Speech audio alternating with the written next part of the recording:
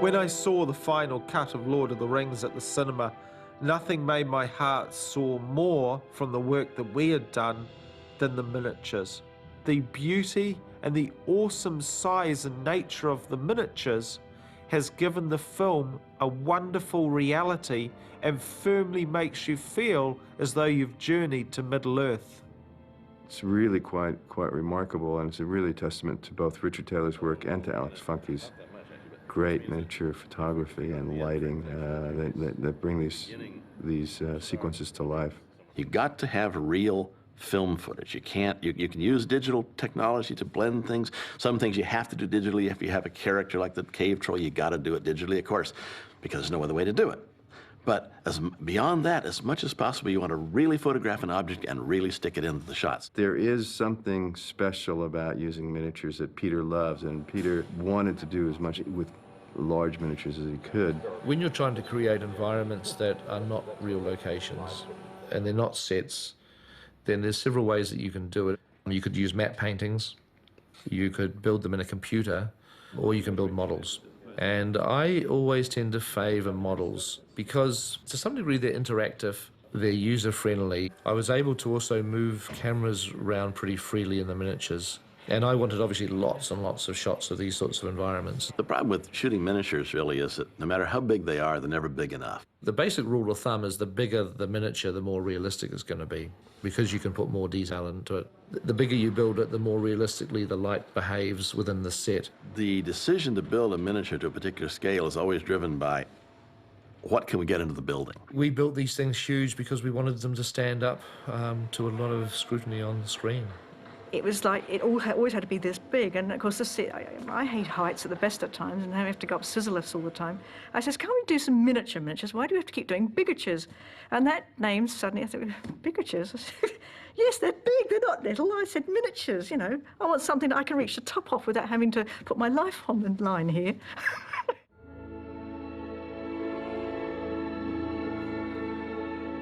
I'm standing in amongst the miniature of Rivendell. This is probably the most specifically Alan Lee-esque design on the film. We tried to complement the original drawings of Alan exactly as we went through the process of designing and building this miniature.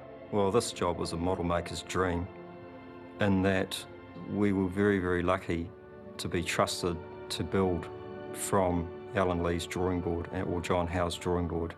We were encouraged to work that way because there was nothing between the execution of the model and the pencil marks on the page. One of the wonderful treats that came as a byproduct out of the building of Rivendell was that while we were building it, Alan Lee was so attached to this miniature that he'd come down regularly and work on it with us. And he got his paints out and he doodled away and he painted some of the houses. He had great fun. I wish he couldn't get him out of there in the end. We built it at such a small scale, 24th scale, because originally this miniature was only ever intended for a big wide shot from up the other end of the valley, looking down on the miniature. But what unfolded in the coming months was that Peter envisaged shots where the miniature would be much more involving and utilised in the back of shot to a much greater degree. To that end, the camera got closer and closer, and fortunately, Mary McLaughlin and John Baster had gone to a great deal of trouble early on, even for the wide shot, to get the detail that now is able to stand up and close up in the film. Chuck Schumann, who was in charge of shooting that sequence, did a brilliant job of working out the details of matching the lighting of the miniature to the live-action lighting, and also because in many cases the moves had to be elaborately massaged to fit, because in many cases there were several different layers of miniature stretching back in depth, and they all had to be shot at different in different positions and at different speeds.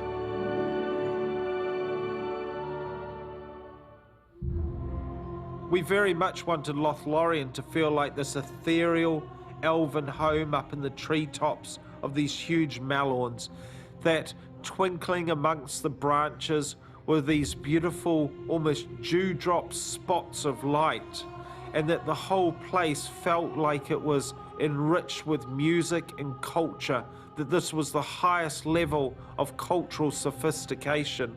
It has a very Art Nouveau feeling. I remember something Peter was stressing that he wanted was that the building should be like opening flowers with dripping tendrils. Alan's drawing is just a vision of this forest with hundreds of houses in it, and that's what we had to build. This was the most difficult miniature that we built for the whole of Lord of the Rings. We built 8 26-foot tall trees, each one about 5 feet in diameter, carved out of polystyrene with a huge steel structure inside them, then skinned in urethane and carefully detailed to look like bark. Each one had a huge spray of branches, twigs and leaves that created the canopy of the top of the Malorns. We created a model which was just a canvas for the shooting crew to light, and then it went to the next level and they just bathed it in this beautiful ethereal quality. This is shot in very heavy smoke because it's a very mysterious, very environmental kind of place, and it's entirely built in the trees. These elven flets, which are these wonderful sort of Art Nouveau buildings suspended from the trees with walkways going in between them, and hundreds and hundreds of light bulbs, hundreds of Christmas tree lights way, way back in the distance where you don't see them as anything but just little tiny points of light. The whole goal here was to create as much depth as possible. We only had 8 trees, but we had to have it look like a whole forest, so basically we had to shoot those 8, change our positions, pull the camera back, shoot them again, change them in positions again, pull the camera back again, and then essentially stack them up so you'd have, in a sense, 8 times 3, 24 trees instead of 8, by step and repeat. This is the kind of thing that you do to try to tie things together. So once you're looking about 20 feet up, you're into the miniature, and you simply continue on up into the canopy where it disappears into the smoke. And you have the sensation that you're looking hundreds and hundreds of feet into the air.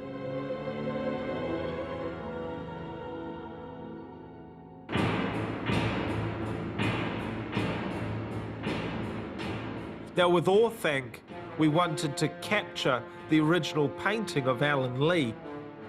In Alan's painting, he illustrated very much the feeling that this was a tower that had been chipped out of black obsidian. The only way we figured out to capture the look of black obsidian was by carving it out of microcrystalline wax.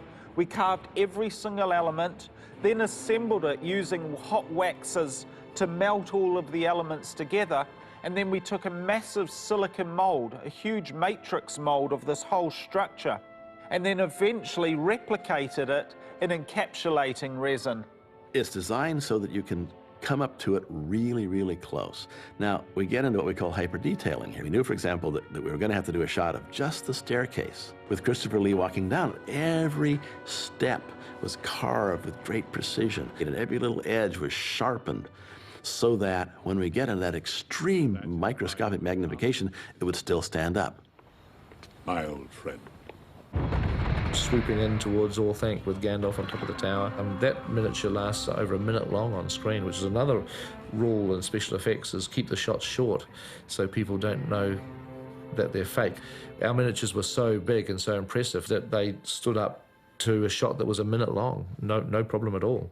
It's built at 35th scale to sit in amongst this colossal miniature that we built, about the size of a rugby field. The ring of Isengard was about 60 feet in diameter, and it's a 35th scale, so if you multiply that out, that's almost a mile in diameter. So we're dealing with a miniature that's representing something that is absolutely enormous. And the ring of Isengard and the tower itself are the miniature. The sky is a matte painting. So that's one of our classic hybrid shots where it reads, you say, wow, look at that.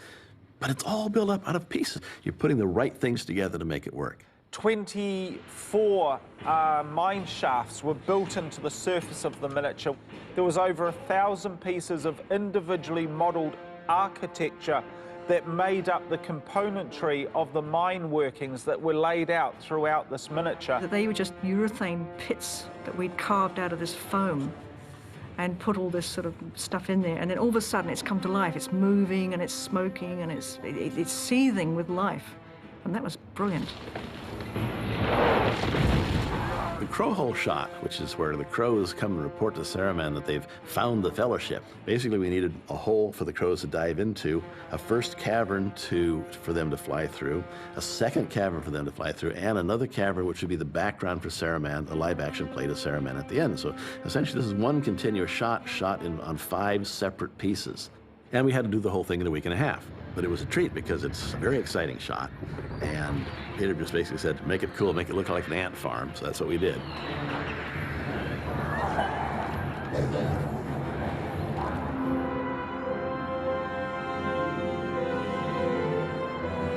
John Howe's illustration strongly inspired the Argonauts, and he played a great part in the art direction of these characters.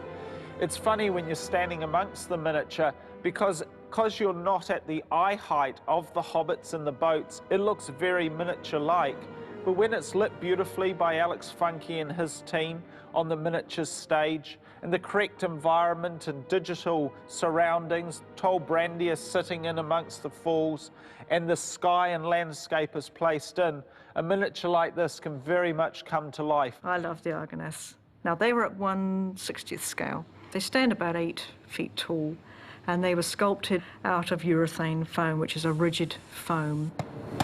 Yeah, instant aging. You realise this is a top secret process developed over 1 million years by cavemen and model makers alike.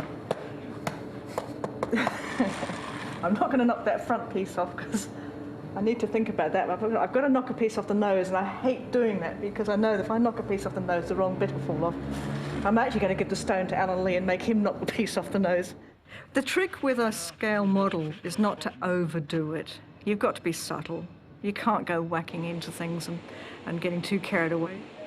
The concept behind them is that they're carved out of the cliff faces of the river, but we theorised that probably there wasn't the necessary rock to be able to carve the whole figure. So in what we're saying is that they were able to carve to about this level, but then had to construct this massive quarry to mine the rock, lifting with massive gantries and lifting equipment up onto the upper surfaces of these huge 300-foot tall sculptures to place in place these huge granite blocks into which they could continue to carve and create the final look of the characters. How they did it, I don't know. That would have been some fantastic scaffolding, and it would have been a great project to do a retro model to show the construction of the Argonauts, because I think it would eclipse the pyramids, frankly. But anyway, we had to think it through and make it look like that's what they did.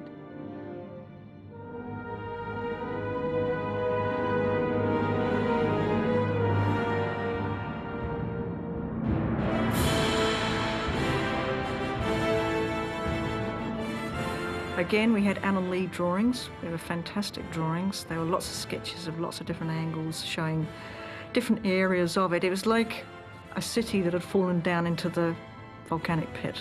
This miniature particularly was a very complex and very large miniature to build. And it came apart in about 8 or 9 pieces so that we could get them out of the door and down the road to the shooting stage. At any one time, the camera had to be able to be filming within 2 inches of the surface.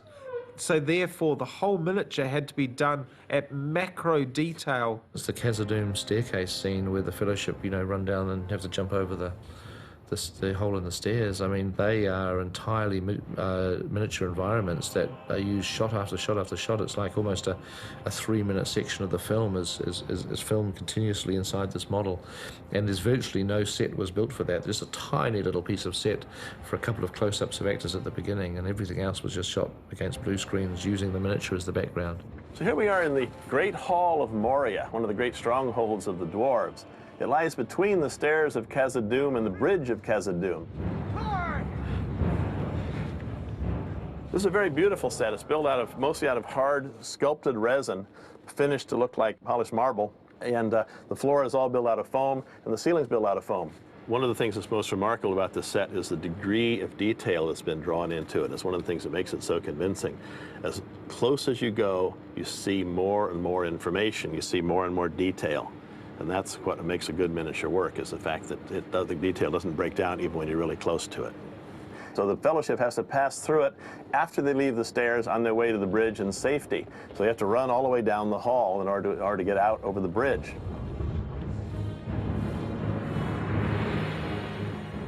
We did a really cool shot. It's basically kind of a helicopter shot where we fly down through the Great Hall and up over the bridge, arcing around, so we end up on the other side of the bridge looking back. The fellowship runs across the bridge of Khazad-dûm, and then Gandalf takes his stand in the middle and holds the Balrog at bay. Peter had a very specific sequence of events that he wanted to have happen in the way that the bridge broke, that Gandalf essentially cracked it and damaged it just enough so that the Balrog would step on it and it would cave in. So it makes possible shooting a sequence that you literally could never do in live action. If we've done our job really well, people won't know that they're looking at miniatures. And if you think it's real, then that's a successful model. Peter doesn't want an effect shot to jump out and say, look at me, I'm an effect shot. Hey, did you like that? He wants the effect shots to disappear. I mean, in a sense, our greatest triumph would be if people said, effects? What effects? We try to add the storytelling elements that don't exist in the real world, and then we should just erase our tracks.